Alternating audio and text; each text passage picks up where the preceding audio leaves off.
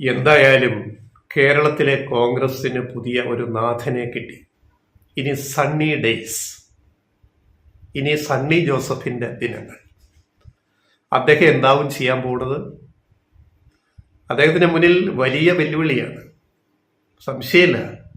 ഒന്ന്, മൂന്നാമതും LDF ഇടതുമുന്നണി അധികാരത്തിൽ വരുമെന്നുള്ള ഒരു ടോക്ക് ഇൻ ദ എയർ, ഒരു വലിയ ഒരു സംസാരം നടന്നുകൊണ്ടിരിക്കുന്ന ഒരു സമയം. ഒന്നത്. രണ്ട്, BJPയെ എങ്ങനെ പ്രതിരോധിക്കാം? മൃദു ഹിന്ദുത്വം പുലർത്തിക്കൊണ്ട് BJPയെ നേരിടാൻ, BJP കേരളത്തിൽ വളരുന്നു, അതിനെ നേരിടാൻ കോൺഗ്രസിന് എന്ത് ചെയ്യാൻ പറ്റും? ഈ രണ്ട് വെല്ലുവിളികളാണ് സണ്ണി ജോസഫിനെ നേരിടുന്നത്. അപ്പോൾ സണ്ണി ഡേയ്സ് എന്ന് പറയുന്നത് അതിന് ആലങ്കാരികമായിട്ട് വളരെ വെളിച്ചമുള്ള ദിനങ്ങൾ, നല്ല പ്രകാശമുള്ള ദിനങ്ങൾ. സണ്ണി എന്ന് പറയുമ്പോൾ അതാണല്ലോ സൂര്യൻ ഉദിച്ച് ജ്വലിച്ച് നിൽക്കുന്ന ദിവസങ്ങൾ എന്നാണ് സണ്ണി എന്ന വാക്കിന്റെ അർത്ഥം, ഒരു ഏകദേശ സാഹിത്യ ഭാഷയിൽ പറഞ്ഞാൽ. അപ്പൊ ഇനി സണ്ണി ഡേയ്സ് ആകണമെങ്കിൽ സണ്ണി ജോസഫ് നന്നായിട്ട് വിയർക്കേണ്ടി വരും. പിന്നെ ഞങ്ങൾ കഴിഞ്ഞ ദിവസം പറഞ്ഞ പോലെ ഇവിടെ കെ സുധാകരന്റെ അജണ്ട വിജയിച്ചു. എന്താണ്? കെ സുധാകരൻ ഹൈക്കമാൻഡിൽ നിരന്തരം ആവശ്യപ്പെട്ടത് ഒറ്റ കാര്യം മാത്രമായിരുന്നു. അതായത് തനിക്ക് പകരം താൻ അധ്യക്ഷസ്ഥാനം, KPCC അധ്യക്ഷസ്ഥാനം ഒഴിയുകയാണെങ്കിൽ, ഇനി ഒരു ക്രിസ്ത്യൻ സമുദായത്തിൽ നിന്ന് ഒരാളെ വെക്കാനാണല്ലോ തീരുമാനം, ആലോചനകൾ, അങ്ങനെയാണല്ലോ ഇത് പോയത്. അങ്ങനെയാണെങ്കിൽ അത് സണ്ണി ജോസഫ് ആയിരിക്കണമെന്ന് നിർബന്ധം പിടിച്ചയാളാണ് കെ സുധാകരൻ. ആന്റണി ആവാൻ പാടില്ല എന്ന് പറഞ്ഞു. അപ്പോൾ പ്രതിപക്ഷ നേതാവ് VD സതീശന്റെ അജണ്ട പൊളിഞ്ഞുപോയി. ആ ഒരു ജാള്യത VD സതീശന്റെ മുഖത്തുണ്ട്. ഇന്നലെ അദ്ദേഹം മാധ്യമങ്ങളെ കണ്ടപ്പോൾ പറഞ്ഞ് വലിയ തീരുമാനം, സന്തോഷം എനിക്ക്. പക്ഷേ സന്തോഷത്തിന്റെ ഉള്ളിൽ വല്ലാത്തൊരു അതൃപ്തി ആ മുഖത്ത് നിന്ന് വായിച്ചെടുക്കാൻ പറ്റും. ആ അദ്ദേഹത്തിന്റെ പ്രതികരണങ്ങൾ കണ്ടു കഴിഞ്ഞാൽ. എന്താ കാര്യം? സണ്ണി ജോസഫ് ആരാണ്? അത് കെ സുധാകരന്റെ സ്വന്തം ആളാണ്. കെ സുധാകരൻ കണ്ണൂരിൽ DCC പ്രസിഡന്റ് ആയിരുന്നു ദീർഘകാലം. ഇപ്പൊ KPCC പ്രസിഡന്റ് ആയിട്ട് 4 വർഷം പൂർത്തിയാക്കി. കണ്ണൂരിൽ DCC അധ്യക്ഷസ്ഥാനം കെ സുധാകരൻ ഒഴിയുമ്പോൾ പകരം വന്നയാള്, അത് കെ സുധാകരന്റെ നോമിനി തന്നെയായിരുന്നു. ആ ആളാണ് സണ്ണി ജോസഫ്. ഈ രാഷ്ട്രീയം നമ്മൾ വായിക്കണം. ഇത് VD സതീശന് കിട്ടിയ അടി തന്നെയാണെന്ന കാര്യത്തിൽ ഒരു സംശയമില്ല, ഞങ്ങൾക്ക് സംശയമില്ല. അപ്പോ അതേപോലെ ഇപ്പൊ KPCC അധ്യക്ഷ സ്ഥാനത്ത് നിന്ന് ഹൈക്കമാൻഡ് ഇടപെട്ടിട്ട് കെ സുധാകരനെ മാറ്റുമ്പോൾ കെ സുധാകരന്റെ ഡിമാൻഡിനെ ഹൈക്കമാൻഡിന് അംഗീകരിക്കേണ്ടി വന്നു. അതാണ് പൊളിറ്റിക്കൽ റിയാലിറ്റി കോൺഗ്രസിൽ സംഭവിച്ചത്. VD സതീശന്റെയോ രമേശ് ചെന്നിത്തലയുടെയോ അജണ്ടയൊന്നും അല്ല നടപ്പായത്. കെ സുധാകരന്റെ അജണ്ട തന്നെയാണ് നടപ്പായത്.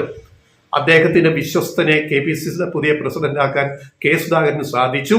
പ്രവർത്തക സമിതിയിലെ വർക്കിംഗ് കമ്മിറ്റിയിലെ പ്രത്യേക ക്ഷണിതമായിട്ട് സ്ഥാനക്കയറ്റവും കെ സുധാകരന് കിട്ടുകയും ചെയ്തു. So K Sudhakaran happy. പിന്നെ സണ്ണി ഡേയ്സ് ഇനി എന്താവും എന്നുള്ളത് നമ്മൾ കാത്തിരുന്ന് കാണുക. ഇതിനകത്ത് 2 കാര്യങ്ങൾ ആദ്യമേ പറഞ്ഞത് ഒന്നുകൂടി പറഞ്ഞിട്ട് ഉറപ്പിച്ചിട്ടും ഈ വീഡിയോ അവസാനിപ്പിക്കാം. അതായത് സണ്ണി ഡേയ്സിലെ തിളക്കം കിട്ടണമെങ്കിൽ സണ്ണി ഡേയ്സ് അടുത്ത വർഷം നിയമസഭാ തെരഞ്ഞെടുപ്പ് നടക്കുക. അതിനുമ്പ് ഈ വർഷം നവംബറിൽ പഞ്ചായത്ത്, കോർപ്പറേഷൻ, മുനിസിപ്പാലിറ്റി തെരഞ്ഞെടുപ്പ് നടക്കുന്നു. കോൺഗ്രസിന് 10 സീറ്റെങ്കിലും കൂടുതൽ കിട്ടിയില്ലെങ്കിൽ സണ്ണി ഡേയ്സ് ഇരുണ്ട ദിനങ്ങളായിരിക്കും. സണ്ണി ഡേയ്സ് ആവില്ല എന്ന് നമ്മൾ ഓർക്കുക, കോൺഗ്രസ്സുകാരും ചിന്തിക്കുക. ഇനി മറ്റൊന്ന്, BJPയുടെ B ടീം ആവാതെ മൃദു ഹിന്ദുത്വ നയങ്ങൾ ഉപേക്ഷിച്ചിട്ട് കോൺഗ്രസിനെ ശക്തിപ്പെടുത്താൻ സണ്ണി ഡേയ്സിന് സാധിക്കുമോ എന്നുള്ളതാണ്. 2, ഒരു വിജയം അവകാശപ്പെടാം സണ്ണി ഡേയ്സിന് എന്ന് വെച്ചാൽ ഇപ്പോഴത്തെ 99 സീറ്റിൽ നിന്ന് LDF മൂന്നാമത് അധികാരത്തിൽ വരുന്ന കാര്യത്തിൽ ആർക്കും സംശയമൊന്നും വേണ്ട, അതവിടെ നിൽക്കട്ടെ. അവിടെ ആരും ഈ കഞ്ഞി തിളപ്പിക്കേണ്ട കാര്യമൊന്നുമില്ല. അത് മൂന്നാമതും അത് വരുന്നത് ഒരു സാഹചര്യമാണ്. ഇപ്പോഴത്തെ പൊളിറ്റിക്കൽ റിയാലിറ്റി, രാഷ്ട്രീയ യാഥാർത്ഥ്യം കേരളത്തിലത് എന്നുള്ളത് എല്ലാവർക്കും അറിയാം. പക്ഷേ 99 നിന്ന് 1 സീറ്റെങ്കിലും LDFന്റെ വിഹിതത്തിൽ നിന്ന് കുറയ്ക്കാൻ സണ്ണി ഡേയ്സിന് സാധിച്ചാൽ അത് സണ്ണി ജോസഫിന്റെ നേട്ടമായിരിക്കും.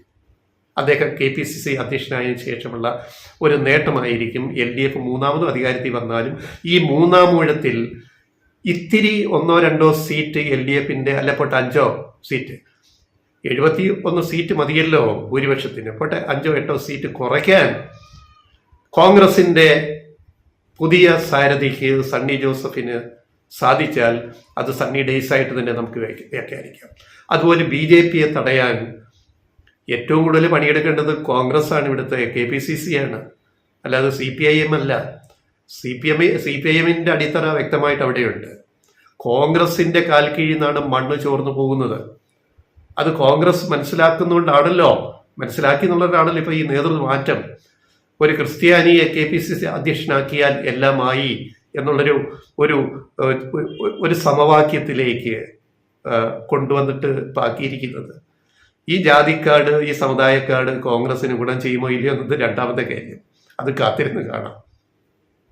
ഈ എന്താ പറയാ, കതിരേൽ കൊണ്ട് വളം വെച്ചിട്ട് കാര്യമില്ല, അടിത്തട്ടിന്ന് പണിയണം. അടിത്തട്ടിലെ ഈ കൊലയ്ക്കുന്നതിന് മുമ്പ്, വാഴ കൊലച്ചു വരുന്നതിന് മുമ്പ് അടിത്തട്ടിലും മണ്ണ് കൂട്ടി കൊടുക്കണമെങ്കിലേ വാഴ കൊലച്ചു വരുള്ളൂ. അല്ലാതെ വാഴയുടെ മണ്ടയ്ക്ക് വളം കൊണ്ട് വെച്ചിട്ട് മൂളി വളം വെച്ചിട്ട് കാര്യമില്ല, നല്ല കൊലയുണ്ടാവില്ല. അതുകൊണ്ട് ഒലിച്ചുപോയ മണ്ണ് തിരിച്ചു പിടിക്കാൻ പറ്റുമോ എന്നുള്ളതാണ് സണ്ണി ഡേയ്സിന്റെ പ്രസക്തി. എന്തായാലും Sudhakaran happy, VD Satheesan unhappy. ഇതാണ് കേരളത്തിലെ കോൺഗ്രസിന്റെ ഇപ്പോഴത്തെ രാഷ്ട്രീയ ചിത്രം എന്ന് പറയുന്നത്.